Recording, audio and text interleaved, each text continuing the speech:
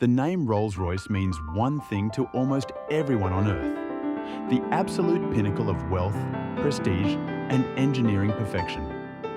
A car so fine that the doors close with a sound like a bank vault ceiling shut. But here is what almost nobody knows. The man whose name comes first on that badge, the man who actually built the engine, started his life at the age of 4, waving his arms at crows in a muddy field for pennies a week. His father went to prison. His mother became a maid. He had, in total, 1 year of formal schooling.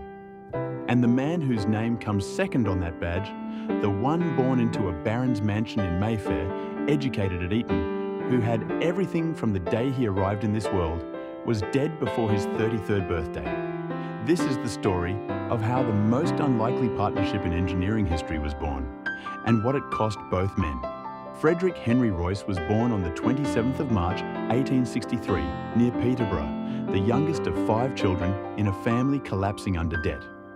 His father ran a flour mill. It failed. His father was declared bankrupt and, under the laws of the time, ended up in prison. The family was scattered, and Henry, barely old enough to read, was left to find his own way. He was 4 years old when he took his first job, scaring birds from a farmer's field for pennies a week. When Henry was 9, his father died. His mother took work as a maid. By 10, Royce was selling newspapers alone in London. Long hours, poor food, cold lodgings. In 1876, he became a telegram delivery boy in Mayfair, on a street where, the very next year, a boy named Charles Stuart Rolls would be born into one of the most comfortable households in the British Empire. At 15, Royce secured an apprenticeship with the Great Northern Railway until the ant funding him ran out of money. He moved to London, tested equipment for an electric light company, and studied engineering from borrowed textbooks in whatever hours he had left. 1 year of formal school, no degree, no family money. What he had was an obsession, a refusal to let anything leave his hands unless it was right. In 1884, 21-year-old Royce pooled his savings with his friend Ernest Claremont's and rented a workshop on Cook Street in Manchester, making dynamos and electrical fittings. By the turn of the century, cheaper competition was eating into the business, and Royce needed a new direction. He found it in a French-built Decauville motor car, which he bought, drove, and hated. It broke down constantly. So, in his own words, he set out to take the best that exists and make it better. By 1904, he had built 3 cars of his own design. He gave one to a company director named Henry Edmonds, who happened to know a London dealer looking, quite desperately, for a British car worth selling. The Honourable Charles Rolls was born on the 27th of August, 1877, the 3rd son of Lord and Lady Langattock. Eton, then Trinity College, Cambridge, where he became the first student in the university to own an automobile. He was 6'5", wealthy, brilliant, and constitutionally incapable of sitting still. But Rolls was not simply a rich boy with expensive toys. He was a genuinely talented engineer who understood precisely what separated a good car from a mediocre one. He made over 170 balloon ascents, opened one of Britain's first luxury car dealerships, and co-founded the Royal Aero Club. But the cars he imported and sold were unreliable. He needed something British. He had no idea the answer had already been built in a corner of an electrical workshop in Manchester by a man he had never met. On the 4th of May, 1904, the 2 men sat down together at the Midland Hotel in Manchester. Royce arrived with calloused hands and a lifetime of hardship written into his face. Rolls arrived with a title and a Savile Row suit. They were opposites in almost every way the human world recognizes. But within hours, both men knew. The arrangement was elegant. Royce would build, Rolls would sell, exclusively under both their names.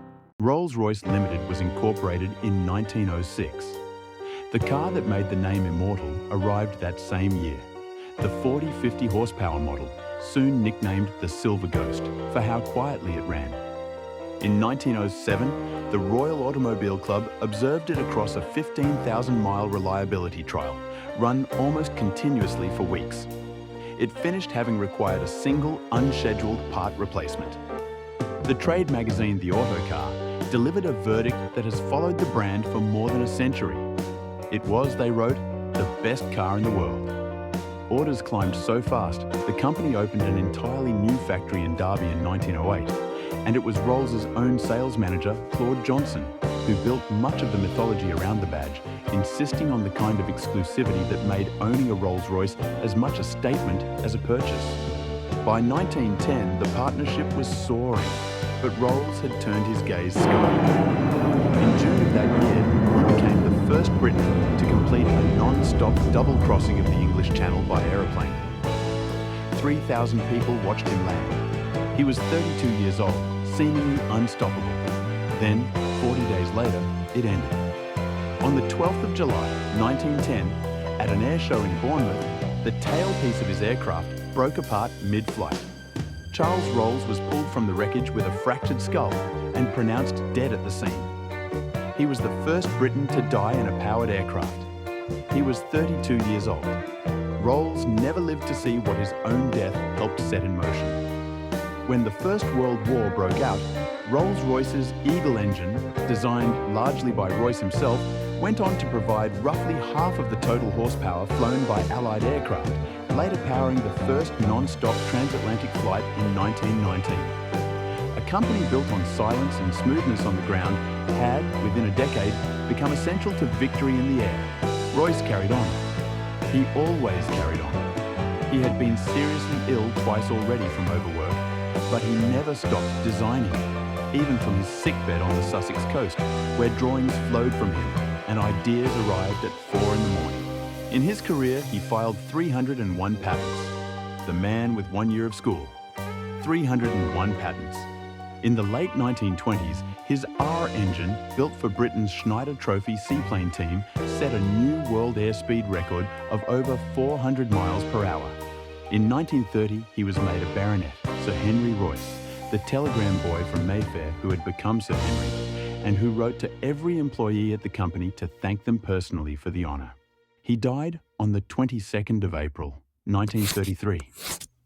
Even on his deathbed, he was sketching a new design, annotated by the nurse beside him because Royce himself was too weak to write. His last recorded words, when asked if he had any regrets: "I have only one regret, that I have not worked harder." His final design, an engine he named the Merlin, would not be finished in his lifetime. He never saw it fly. But 5 years after his death, the Merlin powered the Spitfires and Hurricanes that fought the Battle of Britain, and later the Lancaster bombers that helped carry the Second World War to its end. More than 160,000 Merlin engines were built in total. The company they built did not stand still after either man was gone. In 1931, it acquired its struggling rival, Bentley. By the 1970s, an over-budget jet engine program nearly destroyed the company, and in 1971, it collapsed into receivership before the government nationalised it to save it, splitting the business into aircraft engines and cars. In 1998, BMW acquired the rights to the Rolls-Royce name for motor cars. Today, every Rolls-Royce is designed and hand-built at Goodwood in Sussex, a short drive from the coastline where Sir Henry Royce spent his final years still sketching.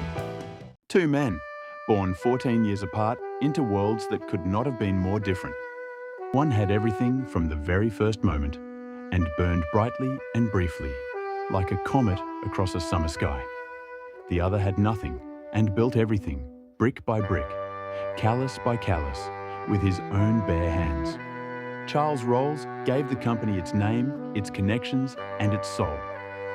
Henry Royce gave it its standard, so uncompromising that it outlived him by nearly a century and still defines what excellence means to engineers around the world. In 1962, a memorial window dedicated to Henry Royce was unveiled in Westminster Abbey, the only time in history an engineer has been honoured in that way. One name on the badge, two completely different lives. One impossible, extraordinary, unforgettable story. If you've made it this far into this story, you already know you love this kind of content.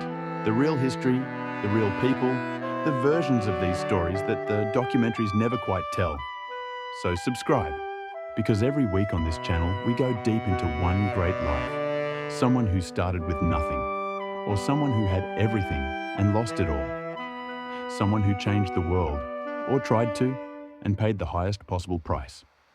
Next week, two brothers from a struggling farm family who built the greatest entertainment empire in history, and how one of them gave up his hospital bed to make it happen. Walt and Roy Disney. Don't miss it.